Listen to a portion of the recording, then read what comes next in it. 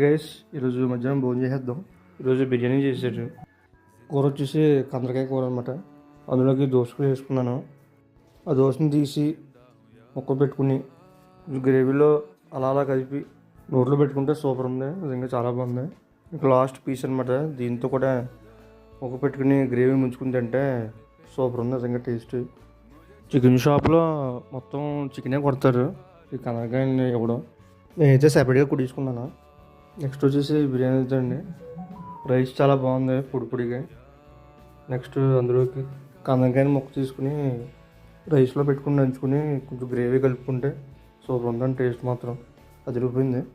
Next వచ్చేసి నిమ్మకాయ పిండుకుందామండి రైస్లో ముక్కల మీద. పుల్లగా తగులుతుంది. నాన్ వెజ్ ఏదైనా నిమ్మకాయతో బాగుంటుందండి. టేస్ట్ మాత్రం చాలా ఇష్టం. అలాగే మొత్తం నిమ్మకాయని పిండిసిన తర్వాత రైస్లోకి ముక్కలు గ్రేవీ కలుపుకుంటే సూపర్ ఉందండి. టేస్ట్ మాత్రం చాలా రుచిగా ఉంది. కందకాయలు మాత్రం గట్టిగా ఉంటాయండి. చాలామంది తినరు, కాకపోతే చాలా సాఫ్ట్గా కుక్ అయిందండి. లాస్ట్కి పెరిగేసుకున్నానండి. మీద వేడి తిన్నాక మరి చల్లగా తగలవు కదండి, అందుకు పెరుగుతో కూడా నంచుకున్నాను. అందులోకి ముక్క పెట్టుకుని గ్రేవీ అంతా కలిపి తింటే సూపర్ ఉందండి. అది రూపాయలు మామూలుగా లేదు. కందకాయలని ఇంగ్లీష్లో గిజార్డ్ అంటారండి. చాలామంది తినరు, తింటే ఒంటికి చాలా మంచిదండి.